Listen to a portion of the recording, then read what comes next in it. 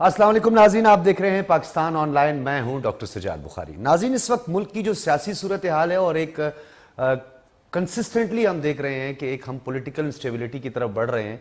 एक अनसर्टेनिटी है मुल्क में और गैर यकीनी की सूरत हाल है, जहां पाकिस्तान तहरीक इंसाफ जिसे मौका मिल गया है, डेफिनेटली हुकूमत को ये चाहिए और हुकूमत वक्त को दरकार है या ज़रूरत है उसको इस अमर की कि वो अपोजिशन को कोई मौका ना दे। और इमरान खान साहब तो कोई मौका हाथ से जाने नहीं देते।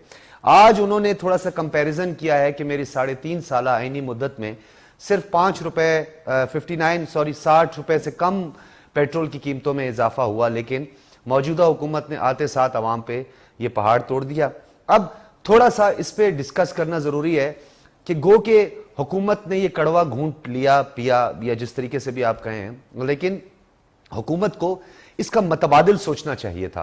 अभी तक हुकूमत ने इसका कोई मतबादिल नहीं सोचा, क्योंकि जब आप IMF का बेल आउट पैकेज लेने जाते हैं तो वैसे भी आपने सुना होगा, बहैसियत कौम भी हमें जब कर्ज चाहिए होता है तो हमारे पास एक एग्रीमेंट सामने आता है। इवन कि आप का कभी एक्सपीरियंस हो, आप गाड़ी लोन पे लें किसी बैंक से या कोई भी आप लोन लेना चाहें तो उसमें आप एक एग्रीमेंट पे साइन करते हैं और इतनी उजलत में आप साइन करते हैं कि आप उस एग्रीमेंट को पढ़ते ही नहीं है। लेकिन हमारे जो हुक्मरान हैं वो बाकायदा तौर पर उन शराइत के तहत ये कर्जा लेते हैं कि हम आवाम पर बिजली का टैरिफ बढ़ाएंगे।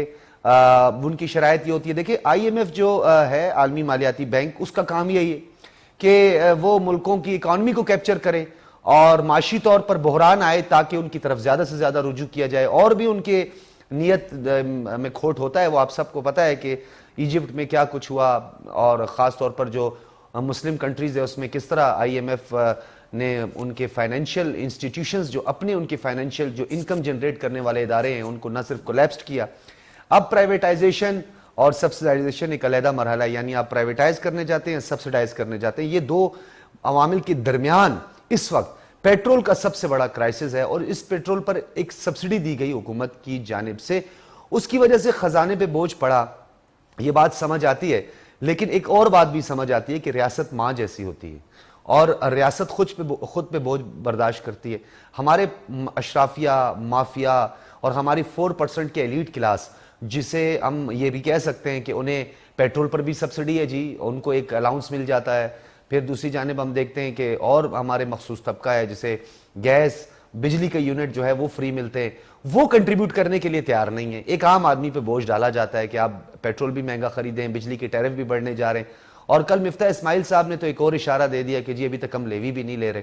तो 270 तक उम्मीद है, अल्लाह ना करे ऐसा हो कि वो पेट्रोल जो है उसकी कीमत तजावज़ करे। लेकिन एक बात बहुत ज़रूरी है कि बड़ा अजीब सा है कि इस वक्त पेट्रोल की कीमत जिस तरह बढ़ रही है, चीनी की कीमत जिस टाइम बढ़ रही है, जिस तरीके से पाकिस्तान तहरीक इंसाफ उसके वोटर और सपोर्टर ये बात कर रहे हैं कि जी पेट्रोल महंगा हो गया, इतना महंगा हो गया। उन्हें पहले पेट्रोल महंगा नहीं लग रहा था, अब उन्हें पेट्रोल भी महंगा लग रहा है। इसी हवाले से हम बात करेंगे। सेनेटर कामरान मुर्तज़ा साहब हमारे साथ मौजूद हैं। आप कानूनदान भी हैं, सेनेटर भी हैं। फिर बलूचिस्तान की भी बात करेंगे, बलूचिस्तान से आपका ताल्लुक भी है और इस वक्त जो मुल्क की मुआशी और जो सियासी सूरत हाल है। कामरान मुर्तज़ा साहब बहुत शुक्रिया। वेलकम जी। कामरान मुर्तज़ा साहब ये बताइएगा कि इस वक्त एक माशी बहरान है, IMF का बेल आउट पैकेज लेने के लिए बहुत सारी कंडीशंस को एक्सेप्ट किया गया, मिनो आन उसे तस्लीम किया गया, ये भी हम मानने के लिए तैयार हैं। लेकिन रियासत की कुछ रिस्पॉन्सिबिलिटीज होती हैं कि अगर आपको पेट्रोल बढ़ाना ही था, कौमी खजाने पे ये बोझ था जो सब्सिडी दी जा रही थी और पिछले 3 माह से हम ये देख रहे हैं कि ये मुसलसल एक सब्सिडी दी गई, अब तो लेवी की भी बात नहीं हो रही। अवाम तक कैसे डिलीवर करेंगे? अवाम पर ही बोझ डालना जरूरी है।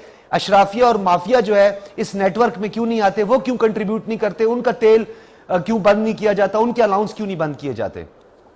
बिल्कुल बंद किया जाना जरूरी है। और इस जो महंगाई हुई है ये पिछले 10 दिनों में, 15 दिनों में, इसको बिल्कुल सपोर्ट नहीं करते। ये बहुत ज्यादती है। बावजूद इसके कि मतलब अल्टरनेट नहीं है और ये सारा कुछ जो ना ये बारूदी सूंगे दूसरे बिछा के गए हैं, मगर इसके बावजूद जो ना हम अपनी गलती, अपनी कमजोरियां, अपनी नाहली सब कुछ तस्लीम करते हैं और इसको ओवरकम करने की कोशिश कर रहे हैं।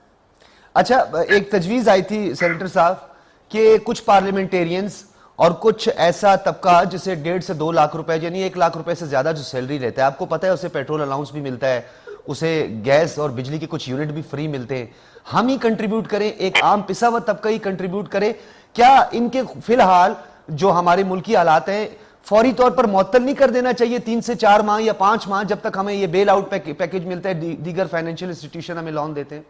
میرا خیال ہے کہ یہ اپنا معاشی ایمرجنسی لگا کے اور بہت سارے ایسے طبقات جن کو جو ہے مفت کے کہنا چاہیے, بہرحال مفت کے بہت سارے پریولیجز ہیں وہ ان سے لے لیے جانے چاہیے کم از کم 6 مہینے کے لیے, اور 6 مہینے کے بعد پھر حالات دیکھیں, اور پھر اگر ممکن ہو تو وہ بے شک ان کو پھر اگین جو ہے نا وہ پریولیج دے دیں, ورنہ 6 مہینے کے لیے ایٹ لیسٹ جو ہے نا بہت سارے پریولیج لے لینے چاہیے.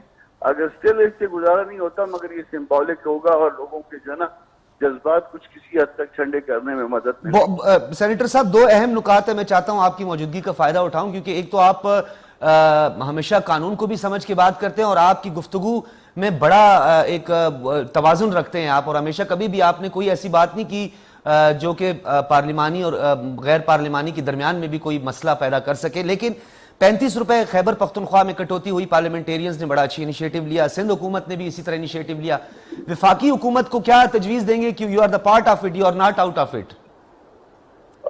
بالکل ہم اس کا حصہ ہیں, اسی لیے اپنی غلطیاں بھی تسلیم کر رہے ہیں. وفاقی حکومت کو تجویز یہی ہے کہ امیڈیٹلی جو ہے نا بہت ساری چیزیں جو ہے نا وہ وڈرا کی جا سکتی ہیں, اور جسے عرف عام میں اشرافیہ کہتے ہیں وہ بینیفٹ ان سے وڈرا کرنے پڑیں گے. پلس بہت سارے ایسے جو ہے نا چیزیں ہم باہر سے منگواتے ہیں, اگر اس کو بند کر دیں تو بھی معاملات کسی حد تک سدھر سکتے. مشکل ہے, ایک تو طریقہ یہ ہے کہ ہم پچھلی گورنمنٹ میں ڈال دیں اور وہ رواج ہے اس پاکستان کا, مگر اس کے باوجود جو ہے ہم کو خود جو ہے نا وہ چونکہ اسٹیپ ہم نے لے لیا اور یہ اپنے گلے میں یہ ڈول ہم نے ڈال لی ہے, تو اب اس کو بجانا پڑے گا, اور اس کو اس طرح سے بجانا پڑے گا کہ جو مراد یافتہ طبقات ہیں ان سے نکالنا پڑے گا, اور جو بیچارے جو ہے نا وہ مجبور ہیں. سینیٹر صاحب آپ کو تو ڈول اس قابل بھی نہیں دیا انہوں نے, اتنا اس قابل بھی اس حکومت کو ڈول نہیں دیا کہ وہ بجا سکے, ڈول تو پھٹا ہوا ہے. بالکل اسی طرح سے ہے, بالکل اسی طرح سے. اور پھر اس کے ساتھ اس حکومت کے ساتھ ایک اور زیادتی یہ ہوئی کہ اس کو چلنے نہیں دیا جا رہا. پہلے تو جو دستوری عہدوں پہ فائز لوگ ہیں انہوں نے پرابلم کریٹ کرنے شروع کر دیے, پھر لانگ مارچ, شارٹ مارچ, خونی مارچ, غیر خونی مارچ, اس طرح کے معاملات, اور وہ ڈسٹربنس. پھر ساتھ یہ کہا گیا کہ جی آپ مشکل فیصلے کر کے آپ الیکشن میں چلے جائیں. ہم نے کہا کہ جی مشکل فیصلے کر کے تو پھر آپ ایسے کر لیں, مشکل فیصلے جن سے کروانے ہیں ان سے کروا لیجیے, پھر ہم کیوں خام خواہ اس میں جائیں. سینیٹر صاحب بادی النظر, میں سینیٹر صاحب بادی النظر تو نہیں کہوں گا, ایک محتاط اندازے کے مطابق, بلکہ بخوبی جائزہ لیا جا سکتا ہے, عوام بھی سمجھتی ہے, آپ بھی بہتر انداز سے سمجھتے ہیں کہ خان صاحب کے لیے بہت ماحول سازگار ہے. جب وہ حکومت میں بھی تھے ان کے لیے ماحول بڑا سازگار تھا, ایون کہ اب وہ 3 ٹکڑے کرنے کی بھی باتیں کرتے ہیں, وہ ہمارے نیوکلیئر ایسٹس کو بھی کہتے ہیں کہ وہ بھی خطرے میں ہیں, مجھے وزیر اعظم بنا دو, اور پھر وائلیشنز انہوں نے کیے ہیں. مطلب اگر یہ سب کچھ پی ایم ایل این یا پیپلز پارٹی سے ہوتا تو کیا آپ سمجھتے ہیں کہ اس کے ساتھ بھی یہی سلوک ہوتا جو کہ خان صاحب کے ساتھ ہو رہا ہے؟ بادی النظر سر دیکھیے, نواز شریف نے اس سے بہت کم جو ہے نا کچھ کہا تھا, اور اس کا نتیجہ یہ نکلا کہ اس کی حکومت کیسے گئی, اس کی نااہلیت کیسے ہوئی. نواز شریف نے اس طرح کی باتیں نہیں کی تھی, یا ایون اس وقت مریم کے اوپر ایلیگیشن تھا تو بھی اس نے بھی ایسی کوئی بات نہیں کی تھی, مگر اس کا نتیجہ کیسے نکلا کہ ان کی حکومت کو جو ہے وہ رسوا کر کے خراب کر کے نکالا گیا, اور اس کے بعد جو ہے نا وہ اپنے ملک سرپدر ہیں. خان صاحب جو ہے وہ لاڈلے ہیں, چاند مانگے جو مانگے اس کو ملتا رہا, پہلے بھی ملتا رہا. اب بھی ایک یہ ہے کہ ان کے لیے علاقہ سازگار بنائے جا رہے ہیں, گلے میں ہمارے ڈال کے اور بینیفٹ ان کو دینے کی کوشش کی جا رہی ہے.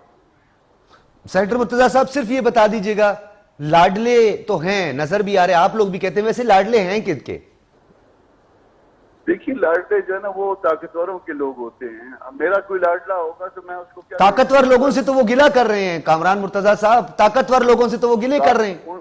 ان کی ساری میسجنگ طاقتور لوگوں کے ساتھ ہو رہی ہے. کل کا جو پرسوں کا ان کا جو سٹیٹمنٹ تھا اسٹیبلشمنٹ کے لیے تھا, وہ میرے اور آپ کے لیے نہیں تھا. وہ میسجنگ ان کے ساتھ کر رہے ہیں. وہ کر رہے کن کو ہے سر, کن کو کر رہے ہیں؟ بظاہر ان کی سپورٹ بھی نظر آ رہی ہے اور ان کو کر بھی رہے ہیں, کیونکہ اتنی تو پریویلیج کسی کو بھی نہیں ہے نا. کامران مرتضیٰ صاحب آپ سینیٹر ہیں, آپ کی گاڑی روک کر بھی چلان آپ کو کر دیتے ہیں. پھر ایک پریویلیج موشن ہوتا ہے, وہ بھی ایک استحقاق ہوتا ہے, ایک پارلیمنٹیرین کا ہوتا ہے. لیکن اتنا آؤٹ آف دا وے جو ہے جانا, پھر یہ گلا شکوہ کن سے کر رہے ہیں اور ان کی سپورٹ کون کر رہا ہے؟ سپورٹ وہی طاقتور ہیں, اور یا طاقتوروں کا ایک حلقہ ہے, اور وہ یقیناً جو ہے نا ان کی پشت پہ ہیں, اور اسی لیے جو ہے نا وہ اتنی بڑی بڑی باتیں کر رہے ہیں, ورنہ آپ کو کہیں نظر بھی نہ آئے. بہت شکریہ سینیٹر کامران مرتضیٰ صاحب, آپ نے بالکل کھل کے بات کی, ٹو دا پوائنٹ آپ نے بات کی اور کچھ حقائق پہ مبنی بات کی, لیکن کنفیوژن ابھی بھی برقرار ہے. سینیٹر صاحب نے بہت اچھی بات کی اور انہوں نے طاقتور طبقے کا ذکر بھی کیا. ناظرین, ایک بات آپ کے لیے بھی بہت کنفیوژن ہوگی, میرے لیے بھی بہت کنفیوژن ہے کہ خان صاحب طاقتور لوگوں سے تو گلے شکوے کر رہے ہیں. انہیں تو کہہ رہے ہیں کہ آپ نے اگر مجھے وزیر اعظم نہ بنایا, میں نے اچکن نہ پہنی, تو آپ سمجھ لیں کہ ملک کے 3 ٹکڑے ہو جائیں گے. کوئی بات نہیں, کہتے رہیں جی, کوئی مسئلہ نہیں ہے, کہنا چاہیے, کیا حرج ہے جی. وہ کہتے ہیں ہمارے نیوکلیر ایسٹس خطرے میں ہیں, کہتے ہیں کوئی بات نہیں, تو مطلب کوئی بات ہی نہیں ہے جی, کوئی مسئلہ ہی نہیں ہے. اور پھر آج میں نے ایک اور چیز دیکھی, شیخ رشید صاحب جو کہ ہمارے راولپنڈی کے ایک بڑے ممتاز سیاسی نجومی ہیں, اور وہ ڈرتے بھی کسی سے نہیں, جی جیل میرا سسرال ہے. بڑا وہ ایک فلمی انداز سے اور بڑا جوشیلا انداز سے وہ کہتے تھے, میں نے کی جی, میں نے تو بڑی جیلیں ویلیں دیکھی ہیں, 60 مرتبہ میں منسٹر رہا ہوں. پروڈیوسر صاحب 60 مرتبہ کہتے ہیں, 30 مرتبہ, 16 دفعہ. تو 16 دفعہ تو میرے خیال ابھی تک پاکستان کی کوئی کیبنٹ بھی پوری 16 نہیں بنی ہوں گی, ابھی تک کوئی کیبنٹ ڈیزائن نہیں ہوگا شاید. ہاں 16ویں وزارت ہے, اب مجھے پتہ نہیں ہو کتنی کہتے ہیں, بہرحال جتنی بھی کہتے ہیں, چلیں 6 ہیں. وہ تو خیر چودھری نثار سے بھی پوچھ لیں آپ, وہ بھی بتایا انہوں نے میڈیا پہ ان کو کتنی دفعہ وزارتیں ملی ہیں. آج وہ بھی پروٹیکشن بیل کے لیے پہنچ گئے جی, اور انہوں نے پروٹیکشن بیل کے فوراً بعد نکلتے ہی انہوں نے ایک مرتبہ پھر جو ہے الفاظ کی گورہ باری کی, اور باقی جو نہیں ڈرتے وہ بھی پروٹیکشن بیل کے لیے چلے گئے. کل خصوصی طور پر خان صاحب پشاور میں پروٹیکشن بیل کے لیے گئے, وزیر اعظم, سابق وزیر اعظم پاکستان, وہ بھی نہیں ڈرتے, آؤ جی مجھے گرفتار کر لو, وہ بھی پروٹیکشن بیل کے لیے کہ ہاں بلا تعصب, بلا تفریق, کسی نظریاتی وابستگی, ایک اوتھ اٹھاتے ہوئے ایک بات آپ کے سامنے رکھوں گا, آپ بھی جانتے ہیں, بخوبی جانتے ہیں. اس حوالے سے ایک شخصیت ایسی ہے جس کا میں نام ضرور لوں گا, میرے ان کے ساتھ نظریاتی اختلافات بھی ہو سکتے ہیں, کسی عمل کا ان کا کوئی عمل مجھے اچھا بھی نہیں لگتا, لیکن اس معاملے میں تھے سابق وزیر اعظم شاہد خاقان عباسی. شاہد خاقان عباسی جنہوں نے کہا میں اپنا وکیل بھی نہیں رکھوں گا, میں بیل کے لیے بھی نہیں جاؤں گا. وہ تھوڑا سا ہمیں ایک نظر آیا تھا. باقی دیواریں پھلانگنے والے بھی سب کو یاد ہیں کہ کون کون دیواریں پھلانگ کے بھاگتا رہا اور کون جو ہے جیل سے نہیں ڈرتا. اور پھر بقول آصف علی زرداری صاحب کے کہ ایک شخصیت ایسی ہے جو چپکلی سے بھی بہت ڈرتی ہے. ویسے ہم نے خواتین کا تو سنا تھا, معذرت کے ساتھ, ہماری بہنیں ہیں, مائیں ہیں, بچیاں ہیں, ڈیفینیٹلی ہمارے لیے ان کا احترام ہے, لیکن ایک عام فہم ہے کہ چپکلی سے جو ہے وہ خواتین تھوڑا سا اوائڈ کرتی ہیں. میں گھر کی بات کرتا ہوں, میری وائف کرتی ہیں, بہنیں ہیں, میری بچیاں ہیں, چپکلی سے تھوڑا. لیکن یہ مردانہ چپکلی خوف جو ہے یہ بھی ہے آصف علی زرداری صاحب کے مطابق. انہوں نے ایک نجی ٹی وی کو انٹرویو کے دوران بھی کہا تھا. اب خیر یہ تو میں اخلاقیات تک پہنچ گیا, میں اب پتہ نہیں اپنی اخلاقیات کس کو یہ بتا رہا ہوں, کیونکہ اخلاقیات نام کی تو بدقسمتی سے اس ملک میں کوئی چیز نہیں ہے. موریلٹی, ہائی مورل گراؤنڈ, یہ کر دینا وہ کرنا, موریلٹی نام کی تو کوئی چیز نہیں ہے. اگر موریلٹی ہوتی تو آپ کو آرٹیکل 5 والا اور وہ جو ایک رولنگ تھی ڈپٹی اسپیکر کو وہ نہ دینی پڑتی. اخلاقیات تھی نا جی. سپریم کورٹ کہہ رہی ہے کہ جی آپ کاؤنٹنگ کروا دیں, آپ ڈویژن کروا دیں, اور آپ تیار ہی نہیں ہیں.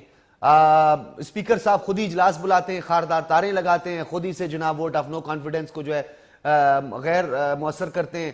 پھر آپ خود بخود جو ہے وہ اشارے کرتے ہیں, اجلاس بلاتے ہیں, لڑائی جھگڑا کرواتے ہیں, پھر آپ کہتے ہیں اللہ برباد کرے جی جنہوں نے مجھے مارا ہے, یہ وہ. یہ اخلاقیات کا جنازہ نکلا. گورنر صاحب بیٹھے رہے, یہ اخلاقیات تھی جی. پھر ایوان صدر میں سمری گئی, دوسری سمری گئی, وہاں پر بھی ایک مسلسل خاموشی تھی.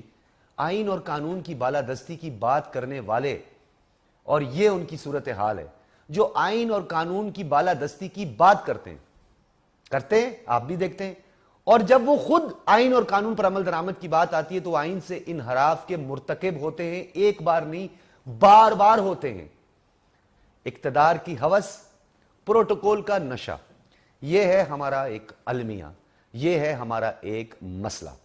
اور اس مسئلے پہ میں کسی ایک جماعت کی بات نہیں کروں گا، میں تمام سیاسی جماعتوں کی بات کروں گا۔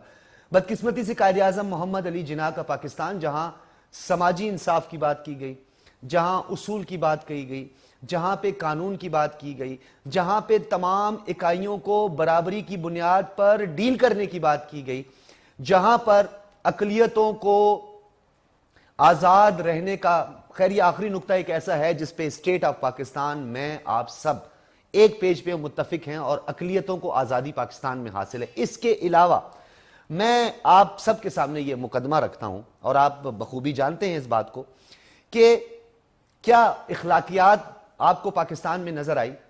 کیا جس کی لاٹھی اس کی بھینس، مائٹ از رائٹ، کیا یہ آپ کو نظر نہیں آیا؟ انگریز یہاں سے چلا گیا، وہ اپنی بندوقیں بھی لے گیا، لیکن جراثیم وہ چھوڑ گیا، اور آج تک وہ جراثیم ہمارے ملک میں آپ کو نظر آئے گا، کسی نہ کسی شکل میں نظر آئے گا۔ اب ایک امپورٹڈ حکومت جن کو کہتے ہیں پاکستان تحریک انصاف امپورٹڈ حکومت ہے، دوسرا لاڈلا ہے۔ سمجھ میں یہ نہیں آتی کہ امپورٹڈ حکومت جس کی بات کی جاتی کہ وہ امپورٹڈ حکومت ہے، وہ امپورٹڈ حکومت جو ہے اس سے ان کی جان کو بھی خطرہ ہے۔ خان صاحب کو امپورٹڈ حکومت جو ہے وہ امریکہ لے کے آیا۔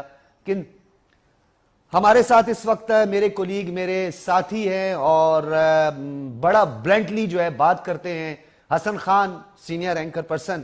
حسن خان، بہت شکریہ آپ کا۔ ویری مچ سجاد بھائی۔ آپ حسن خان صاحب، موجودہ سیاسی صورتحال کو تھوڑا سا آج ذرا غیر روایتی کی گفتگو کرنے کا جی چاہتا ہے آپ سے، جو میں آپ کے روم میں اکثر بیٹھ کے آپ کے ساتھ آف دی ریکارڈ کرتا ہوں، کوشش کروں گا آؤٹ آف دی وے نہ جاؤں، لیکن تھوڑی نیچرل بات۔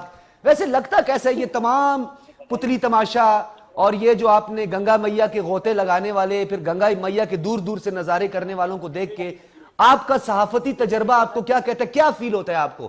کیا واقعی ایسا ہونا چاہیے؟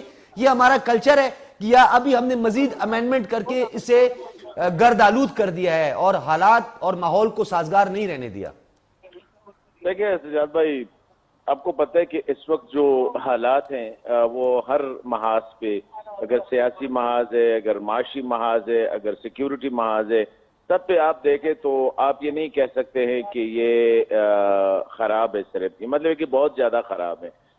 وہ ڈیفینیٹلی اب اس کا تو اندازہ ہو سکتا ہے کہ جس وقت جو کل سے جو فیصلہ ہوا ہے یہ پیٹرول کی پرائسز کا، لیکن صرف پیٹرول کی پرائسز کا نہیں ہوا ہے، اس کے ساتھ چلو بجلی کا بھی ہو گیا، بجلی کے ساتھ آپ نے دیکھا کہ خوردنی تیل کا بھی ہو گیا، مطلب ہے کہ ہر ایک چیز کی قیمتیں جو ہے نا اتنی بڑھ گئی ہے کہ کوئی ہر ایک بندہ، مطلب ہے کہ مڈل کلاس کیا کہ اپر مڈل کلاس والے بھی اس وقت بڑی وہ مطلب ہے کہ وہ جو انگریزی میں کہتے ہیں نا try to meet both the ends, وہ مشکل ہوتا جا رہا ہے۔ اور ساتھ ساتھ آپ دیکھیں کہ ہماری سیاسی قیادت جو ہے وہ جب دونوں سائڈ کا جو ٹیبل ہے اس پہ، خواہ وہ پی ٹی آئی ہے، خواہ وہ اس وقت حکومتی حکمران جو اتحاد ہے، مجھے نظر نہیں آ رہا ہے کہ ان میں وہ چیز جو ہے کہ ملک کے حالات کیسے سدھارنے۔ ابھی دیکھیں شہباز شریف گئے ہیں، ترکی گئے ہیں، جو تصویر ان لوگوں نے ریلیز کی ہے نا میڈیا میں، اب دیکھیں وہاں پہ اس کے ساتھ اس کی جو ڈاٹر ان لا ہے اور اس کے جو بیٹا ہے سلمان شہباز، وہ بیٹھے ہوئے ہیں۔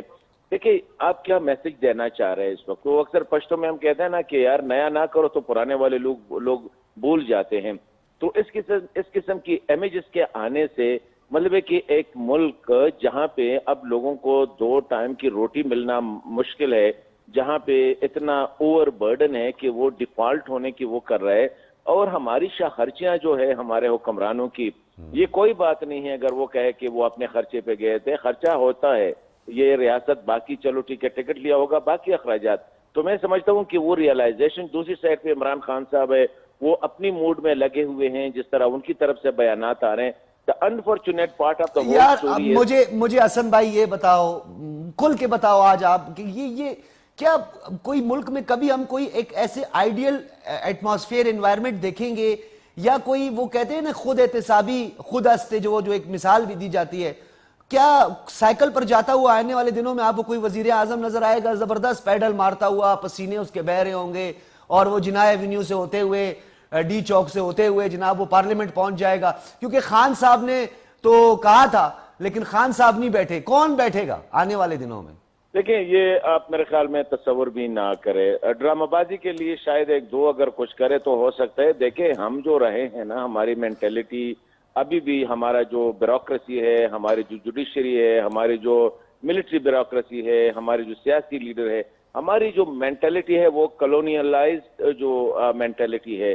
جس طرح انگریزوں سے ہمیں رہا ہے, تو آپ کا جرنیل اس طرح بیہیو کرتا ہے جس طرح انگریز کا جرنیل بیہیو کرتا تھا, آپ کا جج اس طرح بیہیو کرتا ہے جس طرح انگریز کا جج کرتا تھا. پروڈیوسر آپ صاحب کا دیکھ رہے ہیں, میں نے بیوروکریٹ کوئی اس طرح اکیلے نہیں بولا, کرتا ہے. حسن خان بھی آپ میری اس بات میں متفق ہے. جی جی تو حسن. ڈیفینیٹلی میں آئی ڈونٹ سی کہ جو ڈرامہ بازی کے لیے ہو سکتے ہیں. درست دیکھیں اس وقت نہیں تو پھر حسن خان اس کا مطلب تو یہ ہوا کہ سیاستدان کا تو پہلے کرائیٹیریا یہ تھا کہ کیپیبل ہو, کمپیٹنٹ ہو, ویژنری ہو, ایجوکیٹڈ ہو, صادق اور امین ہو, 62 پہ پورا اترے, 63 پر پورا اترے, بجلی کا بل ادا کیا ہو, ٹیکس کا ڈیفالٹر نہ ہو, بینک ڈیفالٹر نہ ہو, سی آئی بی ڈیٹا اس کا کلیئر ہو. اب آپ نہیں سمجھتے کہ اس میں اضافہ بھی ہے کہ ایک اچھے سیاستدان کو ایک اچھا ایکٹر بھی ہونا چاہیے. جب تک وہ اچھی پرفارمنس نہیں دے گا, اچھی ایکٹنگ نہیں کرے گا, تب تک وہ اچھا سیاستدان نہیں ہوگا. سجاد بھائی یہ دیکھیں کہ ابھی ہمارے جو نئی جنریشن آ رہی ہے پولیٹیشین, ابھی ہر ایک نے اپنے جو آنے والے جنریشن ہے نا, اپنے بیٹوں کو ویل پلیسڈ کیا ہے. مطلب یہ ہے کہ آپ یہ نہیں کہہ سکتے کہ اس ملک میں کوئی عوامی نمائندہ بھی آ جائے گا. یہ مطلب ہے کہ سارا ایک کلچر کریٹ کیا گیا ہے, کلٹ کریٹ کیا گیا ہے کہ ابھی شریف فیملی جائے گی تو شہباز آئے گا, مولانا صاحب جائے گا تو اس کا بیٹا آ جائے گا. انہوں نے آلریڈی ان کی پیپلز پارٹی میں ابھی وہی ساری چیزیں چل رہی ہیں. تو یہاں پہ آپ یہ توقع نہ رکھے کہ آئندہ 10 سال میں 20 سال میں کچھ چینجز آئے گی. اس طرح یہ سٹیٹس کو کے ایجنٹس ہے سارے, اور سب جو ہے نا ایک دوسرے کے مفادات کو پروٹیکٹ کرتے ہیں, خواہ وہ جو بھی ہو. اور یہ آئندہ اپنی جنریشن کے لیے جو ہے ان کو پتہ ہے کہ آنے والی نسلیں جو ہے نا ان سب کی ان کے مفادات چلیں حسن خان, ابھی وہ ایک تو یہ پروڈیوسر میرا جو ہے یہ مجھے بہت پیارا بھی ہے, اس کی میں بات کو کبھی ٹال بھی نہیں سکتا. مجھے اس نے کہا ہے, اشارہ تو مجھے دے دیا, کہتے ہیں بریک آپ نے لینی ہے, حسن خان سے ذرا گفتگو کو اب سمیٹتے ہوئے آگے بڑھیں. آپ کو بھی پتہ ہے ہمارا پروڈیوسر تھوڑا شریر بھی ہے, سوال اس نے تو مجھے کوئی نہیں بتایا, لیکن یہ مجھے بتائیں ایک کنفیوژن حسن خان نے کوشش تو کی, میں نے حسن خان سے آخری سوال پھنسانے کی, میرا کولیگ ہے لیکن پھنسا نہیں ہے, شاید وہ سمجھ گیا کہ اگلا سوال خطرناک آ رہا ہے. کیا یہ حکومت خود کو بدنام کرے گی؟ یہ ایک بڑا ایک اہم سوال ہے کہ کیا اس حکومت کو, مجھے پتہ ہے, آپ کو پتہ ہے, ہمارے پروڈیوسر صاحب کو پتہ ہے, ہماری ٹیم کو پتہ ہے کہ اس مہنگائی سے حکومت بدنام ہوگی, اس کا ووٹ اور ووٹ کے حصول میں اسے مشکلات پیدا ہوں گی, اس کی سپورٹ اور ووٹ جو ہے وہ کم ہوگا. تو کیا جان بوجھ کے یہ حکومت یہ سب کچھ کر رہی؟ اگر وہ جان بوجھ کے نہیں کر رہی تو کیا ایسی وجوہات پیدا کی گئی, ایسے محرکات پیدا کیے گئے جس کی بنیاد پر آج حکومت نے وہ سبسڈی ختم کی اور عوام پہ یہ بوجھ ڈالا؟ لیکن ایک سوال پھر بھی یہاں پہ میں چھوڑے جاتا ہوں کہ عوام پر بوجھ ڈالے اس اشرافیہ مافیا پر کیوں نہیں ڈالا گیا؟ کیوں ان کی کٹوتی نہیں کی گئی؟ کیوں ان کو 4 سے 5 ماہ کے لیے جو ان کو پریویلیج حاصل ہے, جو ان کو الاؤنسز حاصل ہیں, وہ معطل نہیں کی؟ بریک لیتے ہیں اور بریک کے بعد گفتگو اس سلسلے کو جاری رکھیں گے.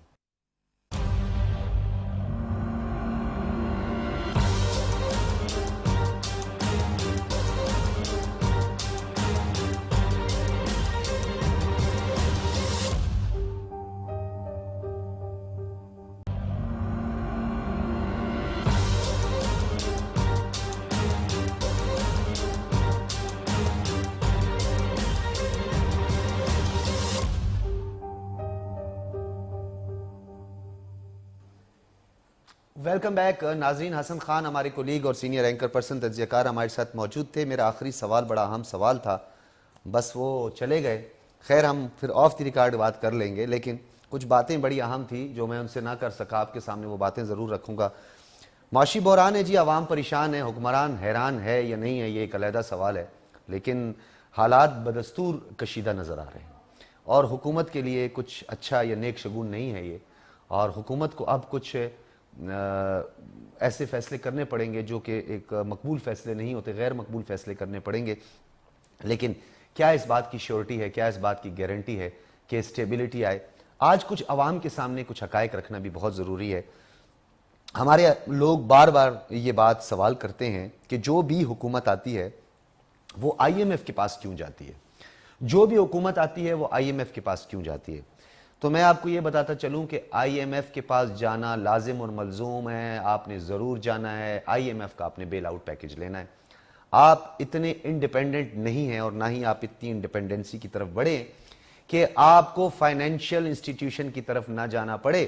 اور اگر آئی ایم ایف آپ کو کوئی بیل آؤٹ نہیں کرتا یا کوئی آپ اس سے پیکج نہیں لیتے تو یہ بھی ذہن میں رکھیے گا کہ دیگر فائنینشیل انسٹیٹیوشن بھی آپ کو قرض نہیں دیں گے. ایون کہ بہت سارے ممالک بھی آپ کو قرض نہیں دیں گے. آپ نے مفتح اسماعیل کی پریس کانفرنس سنی جن میں انہوں نے کہا کہ ہمیں 1, 2 یا 3 بلین ڈالر جو ہے وہ آئی ایم ایف سے مل جائیں گے, پھر ایشین ڈیولپمنٹ بینک ہمیں دے دے گی, پھر یہ ملک اتنا دے دے گا, پھر یہ ملک اتنا دے دے گا. کیونکہ انہوں نے نام پہلا آئی ایم ایف کا ہی لیا کیونکہ آئی ایم ایف کا بیل آؤٹ پیکج. اب آئی ایم ایف کیا ہے؟ یہ امریکی مفادات کا ذیلی ادارہ ہے. امریکی مفادات کو تحفظ دیتا ہے. جیسے اقوام متحدہ امریکی مفادات کو تحفظ دیتا ہے, سیکیورٹی کونسل اس کے امریکی مفادات کو, اس کی انسانی حقوق کونسل اس کے مفادات کو تحفظ دیتی ہے. اسی طرح آئی ایم ایف امریکہ کا چھوڑا ہوا ایک جن ہے. یہ جن دنیا کی کئی معیشتوں کو یرغمال بنا چکا ہے, اسے کیپچر کر چکا ہے اور اس کی معیشت کو تباہ کر چکا ہے. اب کن شرائط کے تحت یہ قرضے لیے جاتے ہیں, یہ فلیکسیبلٹی کتنی ہو سکتی ہے, کون سا متبادل طریقہ کار ہوتا ہے, کیونکہ اس میں سبسیڈائزیشن کی بھی بات ہوتی ہے, پرائیویٹائزیشن کی بھی بات ہوتی ہے. کچھ آپ کو اپنے سیکٹرز میں پرائیویٹائزیشن کرنی ہوتی ہے, کچھ آپ نے اپنے قومی ادارے جو ہوتے ہیں ان میں آپ نے اس کو نجکاری کی طرف بھی آپ بڑھتے ہیں. تو کس طریقے سے عوام کو بچایا جا سکتا ہے, عوام پر بوجھ نہ آئے, عوام مشکلات, کیونکہ یہ بات سمجھنا ضروری ہے کہ جب تک ایک عام آدمی جو میرے سامنے اس وقت کیمرہ مین بیٹھا ہے اگر یہ خوش نہ ہوا, میرے پروڈیوسر صاحب اگر خوش نہ ہوئے, ایک عام آدمی جس کی 35-30 ہزار روپے سے کم سیلری ہے, اگر یہ خوشحال نہ ہوا تو ملک کی خوشحالی کا خواب شرمندہ تعبیر نہیں ہو سکتا. جب تک ذہنی طور پر بندہ پرسکون نہ ہو, فائنینشلی اس کو پرابلم نہ ہو, معاشی اس کو پرابلم نہ ہو, تو وہ بندہ انرجیٹک ہو کر کام کرتا ہے, ملک کی تعمیر و ترقی میں بھی اپنا کردار ادا کر سکتا ہے. کہا جاتا ہے کہ جی انقلاب لے آؤ, کہا جاتا ہے کریٹیویٹی کرو, کہا جاتا ہے کہ کسی ویژن پہ کام کرو, کہا یہ جاتا ہے کچھ تخلیق کرو, لیکن کیا ہم نے یہ کبھی سمجھا ہے کہ اسے اس جوگا چھوڑا ہے؟ کیا اس قابل آپ نے اسے چھوڑا ہے؟ اسے تو آپ نے ایک دائرے میں, ایک سرکل میں, آٹا, چینی, پتی, بچوں کی فیس, بجلی کا بل, گیس کا بل, آپ نے اس کو سرکل میں اتنا گھما دیا ہے کہ نہ وہ دائیں دیکھ سکتا ہے, نہ وہ بائیں دیکھ سکتا ہے, نہ وہ سامنے دیکھ سکتا ہے, نہ پیچھے. سر اس کا نیچے ہے اور وہ اس چکی میں پس رہا ہے, اور اسی دائرے کے اندر آپ نے اس کو مجبور کر دیا, محصور کر دیا, پریشان کر دیا, ہلکان کر دیا. تو وہ کیا لیڈرشپ نکلے گی؟ کیا کوئی کریٹیویٹی ہوگی؟ کیا آئی ٹی میں ترقی ہوگی؟ کیا ہم کمپیٹ کر سکیں گے اچھا؟ اور کیا ہم اچھا کنٹیسٹ کر سکیں گے کہ جب ایک عام آدمی کے پیٹ کا مسئلہ بن جائے, اس کے بچوں کی اسکول کی فیس کا مسئلہ بن جائے, تو پھر آپ اس سے یہ سوال بھی کریں کہ ہاں جی آپ کرپشن کر رہے ہیں. میں کرپشن کو ہرگز انکریج نہیں کروں گا, کسی صورت میں انکریج میں نہیں کروں گا. جب تک ہمارے ملک کے اندر اس بندے کو جس کا حق ہے کہ اس کو آپ 1 لاکھ روپے ادا کریں, ایک بندہ جس طرح doctor Sajjad, I am starting with my self, میں یہاں چیئر پر بیٹھ کے اگر لاکھوں روپے کما رہا ہوں تو میں اس کا حقدار نہیں ہوں, لیکن جو صبح سے لے کر رات تک اپنے بچوں کے لیے اپنا پسینہ بہاتا ہے, خود کو زخمی کرتا ہے, تھکتا ہے, اس بندے کو رات کو جب 1000 روپے ملتے ہیں تو آپ سوچیں آپ اس سے کیا توقع رکھتے ہیں. سوچیں آپ کہ کیا جو اس کو اجرت دی جاتی ہے, کیا یہ آپ اللہ کے ہاں بھی وہ قبول ہوگی؟ کیا جو آپ اس کے ساتھ ناانصافی کرتے ہیں کہ جو زیادہ نیڈی ہے, جس نے زیادہ محنت کی ہے, اللہ کی تقسیم سبحان اللہ ایسی تقسیم ہے کہ جس میں رتی برابر کوئی آپ اس میں کوئی چیز نہیں نکال سکتے, کوئی ناانصافی نہیں نکال سکتے. لیکن ہماری تقسیم ایسی تقسیم ہے کہ جو زیادہ حقدار ہے اسے سب سے کم معاوضہ دو, جو بولے نہ اسے بہت پیچھے رکھو, جس کی سفارش نہ ہو وہ گھر بیٹھا رہے, اور جس کی سفارش ہو چاپلوسی کرتا ہو, اور جو بندہ اس اہل ہی نہ ہو, کمپیٹنٹ ہی نہ ہو, اسے آپ لا کر ایسی جاب پر بٹھا دیں. پھر کہتے ہیں جی کرپشن کرپشن کرپشن. خان صاحب کرپشن آپ نہیں ختم کر سکتے, آپ تنے کاٹ رہے ہیں, آپ پتوں کو کاٹ رہے ہیں. اگر آپ نے جڑوں سے کرپشن کو ختم کرنا ہے تو آپ نے میرٹ کو بحال کرنا ہوگا. سوری ٹو سے, گھوڑے کی ریس میں کھوتے کو بگا نہیں سکتے آپ, کھوتا کھوتا ہی ہوتا ہے, گھوڑا گھوڑا ہوتا ہے. اب آپ گھوڑے کی ریس میں کھوتے کو شامل کر دیتے ہیں اور آپ کہتے ہیں کہ جی دوڑ. اب کھوتے کی اتنی ورتھ ہے, اتنی کیپیسٹی ہے, اتنی اسٹیمنا ہے, اتنا ہی اس کی جان ہے, اتنا ہی وہ بھاگے گا. تو گھوڑے کی ریس میں گھوڑے کو ڈالنا ہے. تو جب آپ ایلیجیبل لوگوں کو, کمپیٹنٹ لوگوں کو, اور وہ لوگ جو اہل ہوتے ہیں اس جاب کے, اگر آپ ان کو میرٹ پر لگائیں گے, آپ بتائیں کیا آپ کے دور میں یہ سب کچھ نہیں ہوتا رہا؟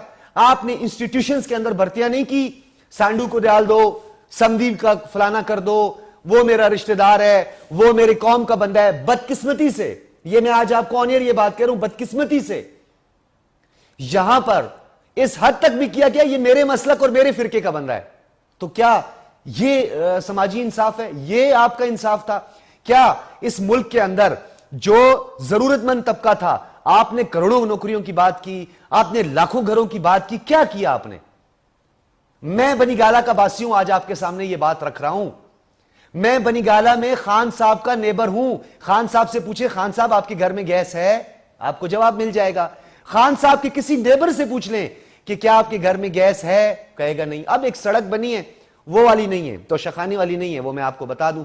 وہ سڑک تو بالکل خان صاحب کے گھر جاتی ہے, اور باقی تقریباً 115 سے 120 میٹر ہوگی ٹوٹل, جو عوام الناس کے کام آتی ہے. باقی تو خان صاحب کے گھر کے اندر سڑک گئی, اب توشہ خانہ سے بنی ہے, مجھے اس سے کوئی سروکار نہیں.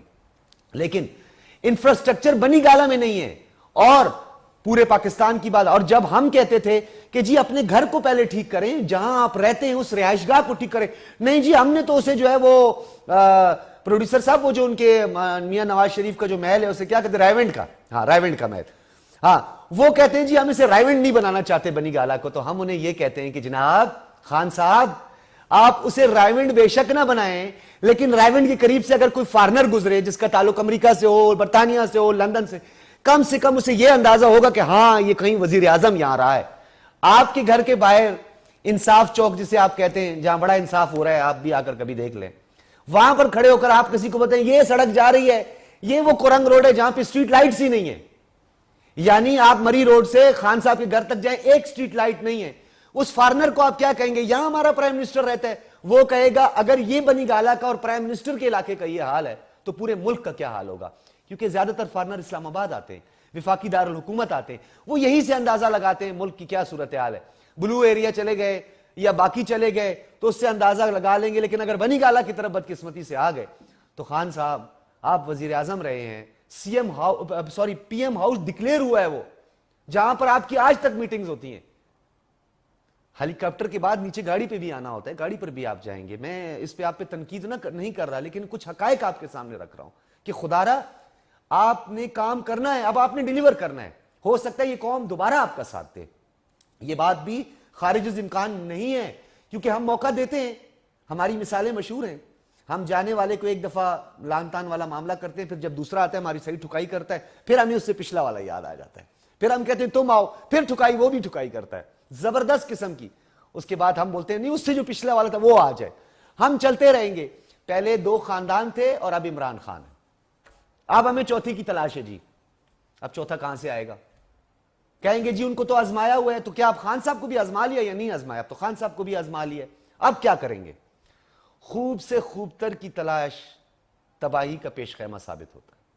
خوب سے خوب تر کی تلاش انسان کو نقصان پہنچاتا ہے. ہاں آپ کی جستجو ہونی چاہیے, لیکن یہ ملک ہے, کوئی تربوز نہیں ہے کہ آپ گھر لے گئے, کاٹا سفید ہو گیا تو چلو گزارا کر لیں گے, تربوز تو ہے نا, کچھ طاقت تو مل جائے گی, جو اس کے اندر وائٹامنز وغیرہ ہیں یا جو منرلز ہیں وہ تو ہمیں مل جائیں گے. اگر نہیں ہوا تو کوئی بات نہیں, تربوز نہیں ہے پاکستان, اس پہ تجربات نہ کرے, یہ ملک تجربہ گاہ نہیں ہے. وہ ایک ہمارے ساتھ بیٹھے ہوئے تھے وسیم اکرم پلس پنجاب میں, ان سے پوچھا جی یہ بات تو ایسے ایسے, نیا ہونا جی, ابھی سیکھ رہا ہوں نا جی. یہ ملک ہے, یہ تجربہ گاہ نہیں ہے آپ کی. آپ جا کر ادھر اپنے علاقے میں جا کر وہ سخی سرور سے لے کر بواٹا سے لے کے سخی سرور جائیں, اس کے بعد آپ نیچے اپنے ڈیرہ غازی خان تک آئیں, اور اس کے بعد پھر یہ کشمور تک اندر تک جائیں, آپ کو پتہ چلے گا اس کی کیا صورتحال ہے. اور آپ کہتے ہیں کہ جی میں ابھی مطلب آپ سیکھیں گے. ہم نے سیکھنے کے لیے یہ ملک رکھا ہوا ہے. خیر بہت ساری باتیں ہوگی. اب شہباز شریف صاحب کی جناب وہ عجیب پھرتیاں. شہباز شریف صاحب بھی ماشاءاللہ زبردست, کیا ان کا انداز ہے جناب. ہو جناب کوبوائے کی طرح کیپ پہنی, ہو میں جا رہا ہوں 10% یہ کر دو, چلو جناب یہ کر دو, ہو گوادر پہنچ گیا, دے دو ان کو اتنے پیسے. جادو کی چھڑی آپ کے ہاتھ میں اور آپ گھماتے رہتے ہیں, بعد میں آپ کو فیصلے ریورس کرنے پڑتے ہیں. تو میں یہ سمجھتا ہوں ایسا نہیں چلے گا. آصف علی زرداری صاحب ہیں, آصف علی زرداری صاحب بھی بیٹھے ہوئے ہیں, آگے انہوں نے سب کچھ کیا ہوا ہے. زرداری صاحب بھی غلط فہمی کا شکار ہیں. یہ ایک بڑی اہم نقطہ میں آپ کے سامنے رکھ رہا ہوں. سب یہ بات کہہ رہے ہیں, ایون کہ خان صاحب بھی یہی بات کہہ رہے ہیں کہ زرداری صاحب آپ نے کمال کا کارڈ کھیلا ہے اور آپ نے نون لیگ کو ایک بھنور میں پھنسا دیا ہے. لیکن ناظرین, میرے پیارے سامعین, میرے دوستو, اس بات کو سمجھنے کی ضرورت ہے کہ آصف علی زرداری صاحب اس کے بینیفیشری نہیں ہوں گے, بلکہ آصف علی زرداری کو ایک بہت بڑا لاس ہوگا اگر یہ حکومت ناکام ہوئی. ہاں, اگر آصف علی زرداری بلاول بھٹو کو فارن منسٹر نہ بناتے, قومی اسمبلی کی اسپیکرشپ نہ لیتے, اور ابھی جو باقی کچھ تھوڑی بہت معاملات چل رہے ہیں, وزراء معاملات بہت سارے ہیں, ابھی نہیں ڈسکس کرتے انہیں, وہ آپ کو وقت کے ساتھ اندازہ ہوگا. پھر ہمارے کچھ سیاستدان ناراض بھی ہو جاتے ہیں, کہتے ہیں ہم دل کی بات ان کے ساتھ شیئر کر دیتے ہیں اور یہ میڈیا میں بول دیتے ہیں. ہم ہر جگہ نہیں بولیں گے, کچھ چیزیں ابھی تک پینڈنگ میں ہیں, وہ آپ کو نظر آئیں گی آنے والے دنوں میں. تب اس صورتحال میں یہ ہو سکتا تھا کہ شاید زرداری صاحب اس ٹوٹل مہنگائی اور اس کے بینیفیشری ہوتے اور ان کو پولیٹیکل بینیفٹ ہوتا. لیکن اب ان کو بظاہر کوئی پولیٹیکل بینیفٹ نہیں ہے. اگر اس حکومت کی معاشی مشکلات کا شکار ہوتی ہے, ڈیلیور نہیں کر سکتی ہے, تو زرداری صاحب بھی اس متاثرین میں سے ہوں گے. اس کے بینیفیشری وہ کبھی بھی نہیں ہو سکتے. یہ بات سمجھنے کی ضرورت ہے. اب یہ بھنور میں پھنسی ہیں P M L N, Peoples Party, Jamiat Ulema Islam. اب ڈیلیور کر نہیں سکتی, حکومت چھوڑ نہیں سکتی, حکومت کر سکتی. حامد خان صاحب اس وقت ہمارے ساتھ موجود ہیں اور مجھے خوشی ہوتی ہے پروڈیوسر صاحب, حامد خان صاحب سے کھل کر بات ہوتی ہے اور حامد خان صاحب کبھی بھی تعصب پر مبنی بات نہیں کرتے ہیں. حامد خان صاحب بہت شکریہ. جی تھینک یو. بہت شکریہ. حامد خان صاحب, میں کیونکہ کچھ قانونی معاملات بھی ان سے بھی آپ سے, ایک تو پولیٹیکل ڈیفینیٹلی آپ کے افیلیشن بھی رہا ہے اور آپ سمجھتے ہیں, لیکن بحیثیت ماہر قانون یہ بتائیے گا کہ سر عام یا کسی میڈیا پہ آن ایئر آ کر یہ کہہ دینا کہ اس ملک کے خدا نخواستہ میرے منہ میں خاک کے 3 ٹکڑے ہو جائیں گے اگر مجھے وزیر اعظم نہ بنایا گیا, ہمارے نیوکلیئر ایسٹس خطرے میں ہیں, تو for the sake of national interest کیا یہ ہمارے قومی مفاد میں ہے؟ اور اگر نہیں ہے تو اس پر کون سے قوانین لاگو ہوتے ہیں اور کس طرح کی پنشمنٹ ہو سکتی ہے اور اب تک کیوں نہیں ہوئی؟ دیکھیے, جہاں تک یہ ہے کہ اس قسم کا بیان دینا چاہیے تھا تو میں یہی کہوں گا کہ نہیں دینا چاہیے تھا. یہ غلطی تھی, اور غالباً وہ خدشات کا اظہار کر رہے تھے. تو بہرحال وہ ہمارے وزیر اعظم رہے ہیں اور ان کو بہت ہی محتاط ہونا چاہیے کوئی بھی پبلک بیان دینے میں جو خاص طور پہ ملک کی سالمیت سے متعلقہ ہو. تو یہ بیان ہرگز بھی مناسب نہیں تھا.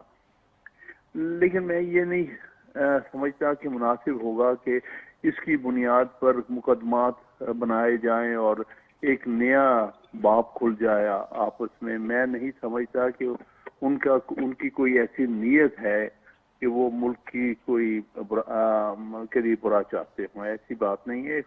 ان کے پاس ایک خدشات ہیں, یا میں کہہ سکتا ہوں شاید جذبات میں وہ ایسی باتیں کر گئے ہیں. بس میرا یہی خیال. اچھا, تو میں ایک اس میں تھوڑا کمپیریٹیولی تھوڑا کمپیریزن بھی کر لیتے ہیں, تھوڑا سا ڈان لیگز کا معاملہ کر دیتے ہیں, اور تھوڑا سا آپ کو یاد ہوگا جو نواز شریف کے حوالے سے ان سے منسوب کیا گیا ایک آرٹیکل تھا جس پہ یہ کہا گیا اور بات بھی ہوئی کہ جی آپ ہمیں روکنا چاہیے تھا ان لوگوں کو جو دہشت گردی کا حملہ کرنے جا رہے تھے انڈیا میں, ممبئی وغیرہ میں. اس پر تو فوری طور پر ہم نے مقدمات ہوتے ہوئے دیکھے, باتیں ہوتی ہوئی دیکھی. وہ ڈان لیگز نے نواز شریف کو جو ہے وہ لندن تک پہنچا دیا. تو خان صاحب جو ہیں ان کے لیے کوئی پریویلیج ہے, کوئی ایگزمپٹڈ ہیں, وہ کسی سے مبرہ ہیں, کیا وجہ ہے؟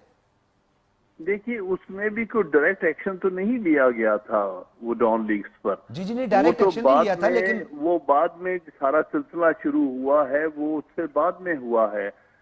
جو مقدمات تھے اس کے حوالے سے جو سپریم کورٹ نے فیصلے کیے اس حوالے سے وہ بات کی بات ہے. لیکن امیڈیٹلی کوئی ان کے خلاف ان ڈان لیگز کی وجہ سے یا اس میں جو بات چیت ہوئی ہے اس کی وجہ سے مقدمات نہیں بنے تھے. جہاں تک میں فیکچوئل سچویشن آپ کو بتا رہا ہوں. میں یہ سمجھتا ہوں کہ ایسی بات پر اگر آپ ایک نیا سلسلہ شروع کر دیں الزامات کا, میں سمجھتا ہوں نہ نواز شریف نہ عمران خان وہ ملک کے ساتھ سنسیئر ہیں. میں نہیں مانتا کہ ان میں کوئی ملک کے خلاف کوئی فیلنگز ہیں.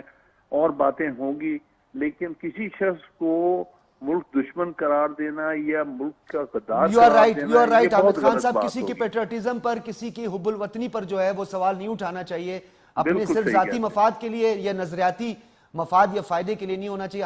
حامد صاحب ہمارے ساتھ ہی پلیز رہیے گا، ایک شارٹ بریک میں نے لینا ہے، اور بریک کے بعد ناظرین حامد خان صاحب سے ہم دوبارہ گفتگو کے سلسلے کو آگے بڑھائیں گے۔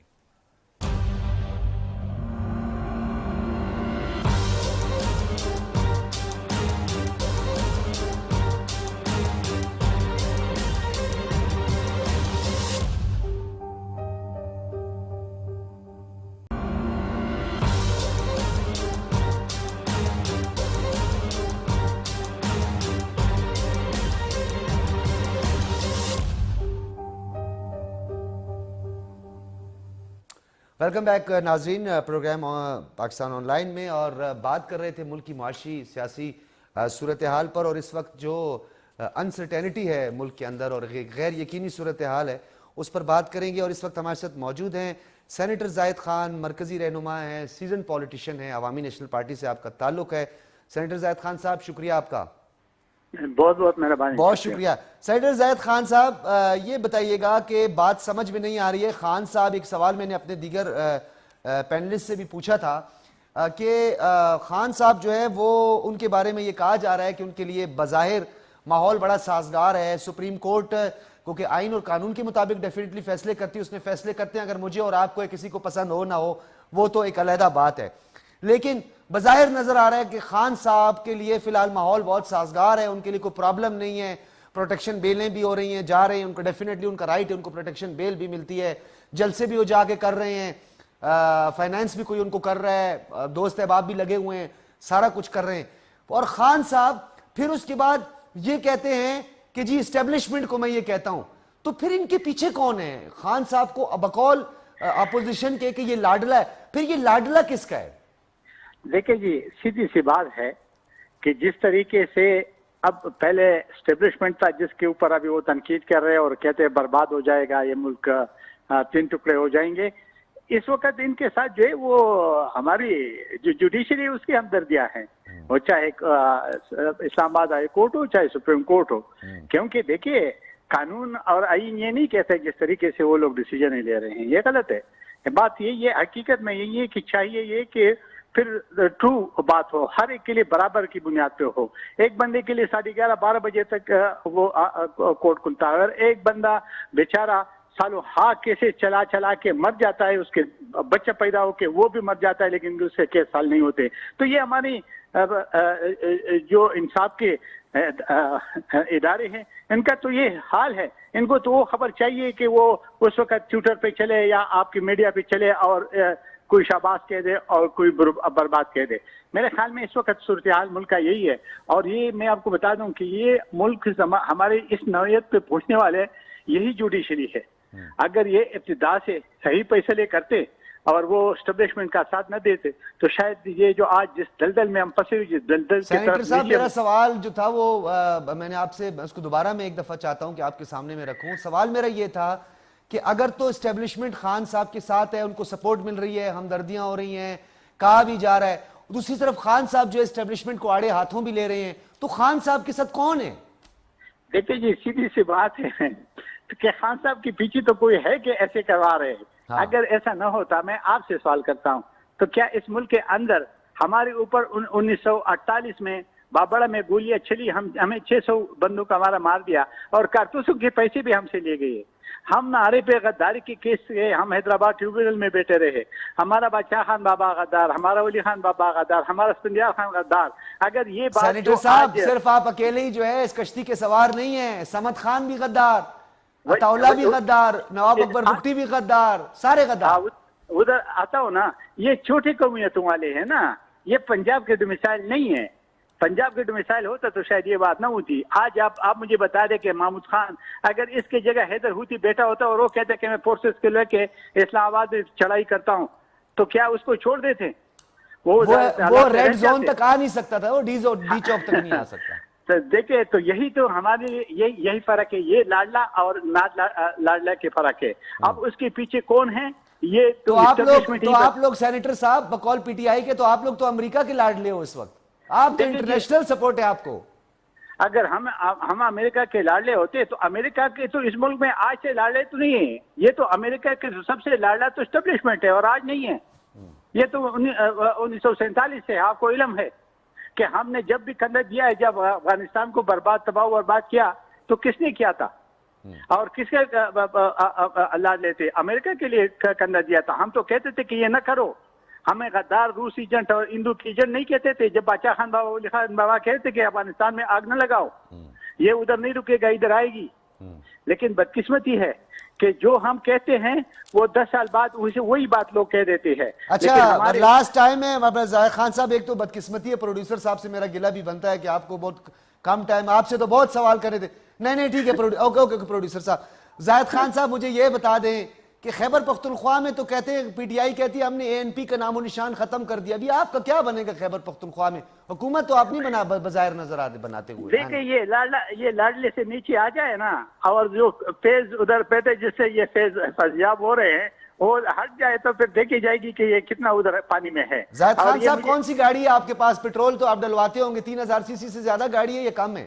یہ میں آپ کو ایک بات بتا دیتا ہوں, میرے پاس تو خیر 3000 سے تھوڑا کم ہے, لیکن جاتا ہوں تو ڈیزل میں 2800 یا کتنا ہے. بس پھر آپ بھی 200 روپے سے زیادہ پیٹرول ڈلوائیں اور اپنی حکومت کو دعائیں دیں. میں یہ بات ایک بتا دوں کہ یہ موجودہ حکومت نے اپنے منہ پہ کالا کلنگ لگا دیا. ان کو آنا نہیں چاہیے تھا, کیونکہ اس کا ہم بھی حصہ ہے, کیونکہ اس بددعاؤں میں ہم بھی شریک ہے. آپ کو گورنر نہیں, آپ کے بندے کو گورنر نہیں بنایا, آپ کا وعدہ پورا نہیں کیا, اس لیے کہتے ہیں.